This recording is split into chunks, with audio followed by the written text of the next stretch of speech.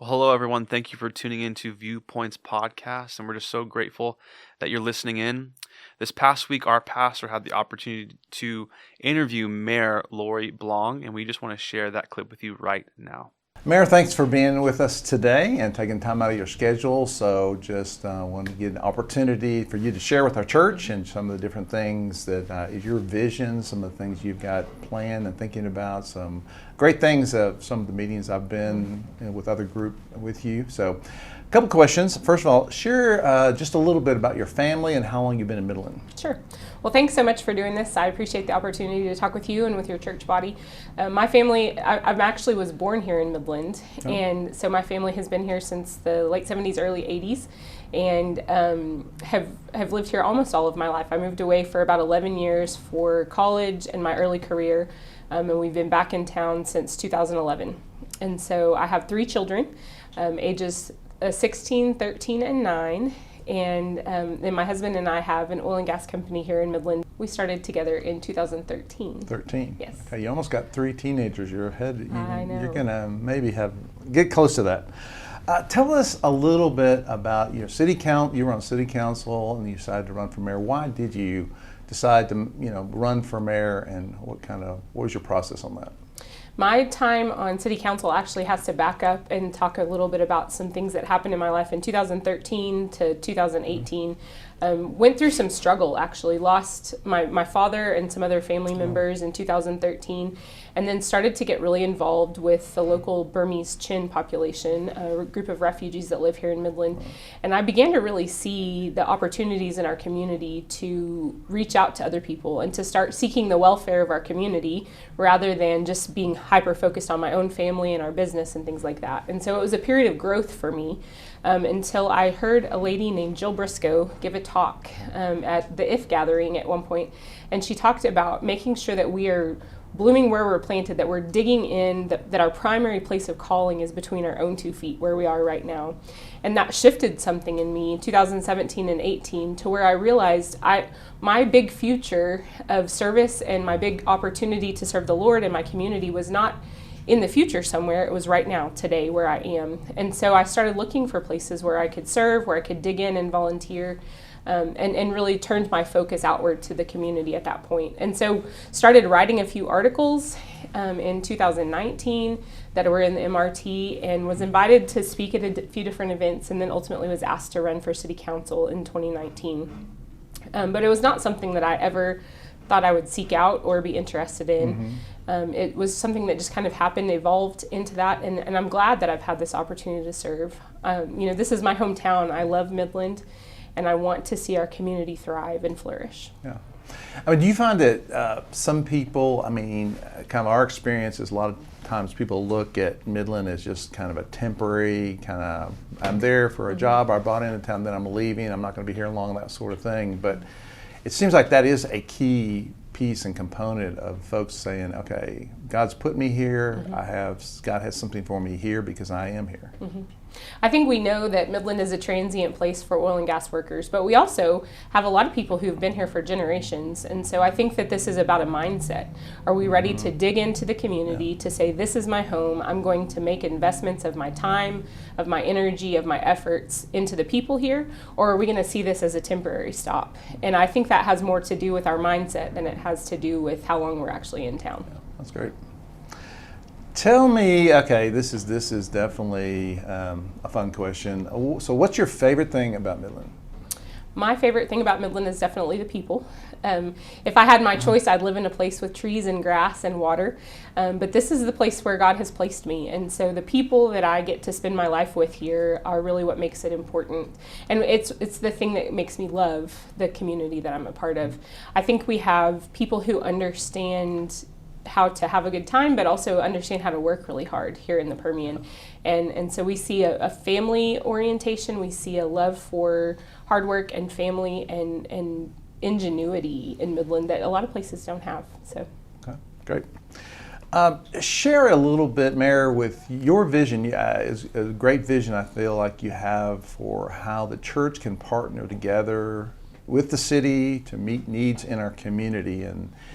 And you made a statement where you said in that one meeting, if there's a lot of needs that are taking place or that are present, that if the church was kind of doing what the church needs to do, some of those things wouldn't be there. So there is that piece, which I think was a great statement, true statement, as well as how we can partner together. So I've thrown a lot there, so unpack any of that you want to. Okay. Over my time for 3 years on city council, I started paying attention to the recurring emails and the themes of things that people were asking me for.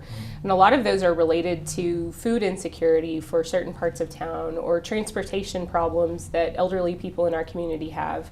Or I would get requests for job support or other things. And really, those are not the primary role of our government. Those are the primary role of the church. And those are things that God has commanded us as the church with a capital C to care for well in our community. And so if we're looking at local city governance, it is the responsibility of the city to care for our roads, to care for our infrastructure, to care for our city parks and other things. Those are the job of the city government. But it's the job of the church to care well for people and their needs for food and housing and transportation and things like that. And so my vision for my time as mayor, but also for the future of Midland, is for the church collectively to come together to solve the needs of our community that are human needs. And that those would be the job of churches and nonprofits and believers. But then the city can more effectively accomplish our goals for infrastructure and capital campaigns if we're each caring for our part. Okay. Excellent. You shared how that Jesus is the ultimate solution for the issues that we faced. Tell us a little about that. You've already said some things about that, but tell us a little bit more about that. I think we look at our society at a national level and even at a state or a local level, and we can sort of begin to throw up our hands in despair. We see concerns with culture, and we see concerns with human needs and with poverty and with all the different things that we face. Government is never going to be the ultimate solution for those issues. We need Jesus to have an inbreaking of his spirit in the world to solve those concerns for our society, both at a national and a local level. And so I think we need to have a right perspective of that. We need to have government officials who take our responsibility seriously, and we're accountable for the things that are ours to be accountable for. But the ultimate culture and societal concerns, the way that we care well for people, is related to Jesus and what he's commanded his body to do in the world. That's excellent. Tell us, this is going to be shared in all our services at church and with our church family. So what can our church family do for you, and how can we pray for you? Midland is a really young community right now. Our average age is 31 years old, and our largest population group in Midland is ages 0 to 4. I don't know if you're aware of that. I didn't know that. But no. So we have this new, it's a transition that's happened over time, but we're now in a new season where it's a very young community. I think that the best thing that your church and other churches can be doing is looking for ways to reach out to those people that make up our community. Young people, some of whom have exposure to church and who have a relationship with Jesus, but many of whom do not. And so ways that you can bring young families in, that you can minister to them well, and you can look for places to speak into the lives and disciple people who really need that in those younger years. We also have a large population in Midland who do face food insecurity. Our local food bank is feeding record numbers of people right now in Midland, Texas.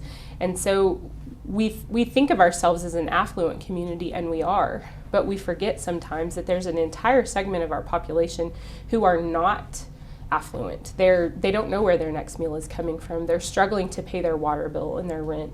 And so understanding the dynamics of Midland, of people who have more than they need and then people who don't have enough, I think the church really has an opportunity to bridge that gap and have a really meaningful ministry in our community. And how could the church pray for you? I think the main thing that I would ask for prayer for is for my family and for just the dynamics of this job as mayor and the politics of it. That is not the part that I enjoy. It's not the part that I'm best at. And so just asking the Lord to support my family, to support me in moving through this season. I want to honor him with my words and with my actions and the way that I conduct myself. And so I would like for the Lord to guard me in this season and to keep me on the path that he would have me on. That's a great word. Any other final word you'd like to share about anything at all? we're in a great season in Midland, Texas, and we have a lot of opportunity for growth and expansion. We have a lot of opportunities for people to succeed and thrive here, but we also have people who are in great need in Midland right now. And so I hope that the church will have a vision for this positive future outlook and vision for Midland, but also a compassion for people who don't have the same opportunities. That's great. Mayor, thanks so much for being with us today and taking time out of your schedule. We appreciate it very much, and just look forward to the church family getting to hear from you. It's going to be really great.